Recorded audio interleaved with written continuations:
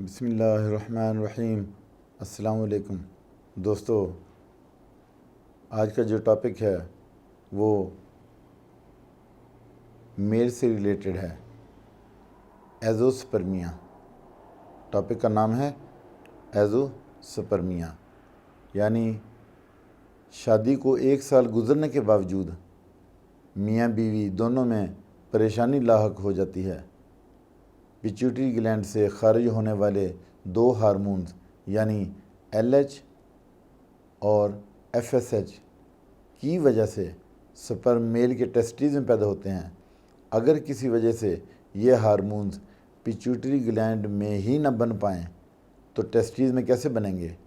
Testes میں sperm کا نہ بننا ایزوسپرمیا کہلاتا ہے۔ اس کی 2 اقسام ہیں، ایک obstructive ایزوسپرمیا، یعنی ٹیسٹیز میں سپرم تو موجود ہیں لیکن بندش ہے، وہ ویریکوسیل کی وجہ سے بھی ہو سکتی ہے، ٹیسٹیز سے باہر نہیں آ رہے، یعنی سپرم تو ہیں لیکن وہ ٹیسٹیز سے باہر ہی نہیں آ پا رہے، اس کو ویریکوسیل کہتے ہیں۔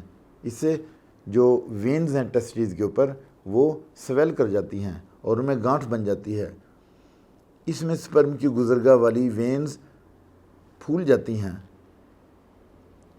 سویل کر جاتی ہیں اور یہ صورتحال پیدا ہو جاتی ہے۔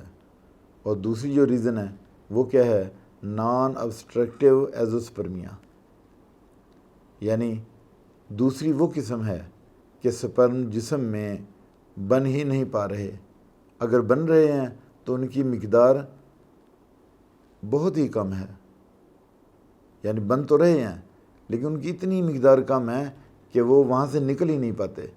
اب یہ جو IUI ٹیسٹ اور IVF کیا جاتا ہے اس میں کیا ہے کہ وہ سرنج کے ذریعے وہاں سے سپرم کو لیا جاتا ہے، پھر اس کی کوالٹی چیک کی جاتی ہے اور پھر اس کی مارفالوجی چیک کی جاتی ہے اور اس کے بعد پھر وہ فیمیل میں کی اووری میں انجیکٹ کر دیے جاتے ہیں۔ ان کو صاف کرنے کے بعد ہیلدی سپرم لے سکتے ہیں وہاں پہ، تو یہ IVF کا میتھڈ کہلاتا ہے۔ دوستو، یہی وجہ ہے کہ سپرم وہاں پہ ٹیسٹیز میں بن تو پا رہے ہیں لیکن وہ جسم سے باہر نہیں آ پا رہے، تو اسے نان obstructive ایزوسپرمیا کہتے ہیں۔ اور تیسری کون سی قسم ہے؟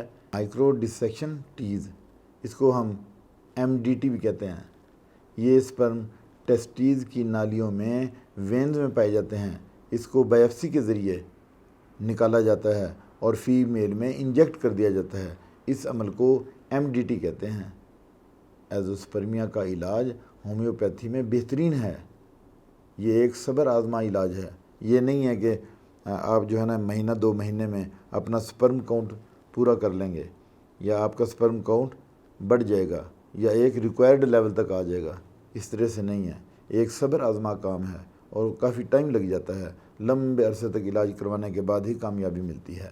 پھر اس کے بعد پرہیز ہے کہ ڈاکٹر آپ کو جو بھی ڈائٹ بتائے آپ نے اسی کو فالو کرنا ہے، جو SOPs ڈاکٹر نے آپ کو بتانے ہیں آپ نے وہی فالو کرنے ہیں، اور پھر میڈیسن کے دوران اپنی ڈائٹ کو بھی آپ نے ہینڈل کرنا ہے، اور فل نیوٹرینٹس والی جو ڈائٹ ہے نا وہ آپ نے لینی ہے، اس میں منرلز بھی ہونے چاہیے، وٹامنز بھی ہونے چاہیے، فولک ایسڈ بھی ہو، آئرن بھی ہو اور اس طرح سے کیلشیم بھی ہو۔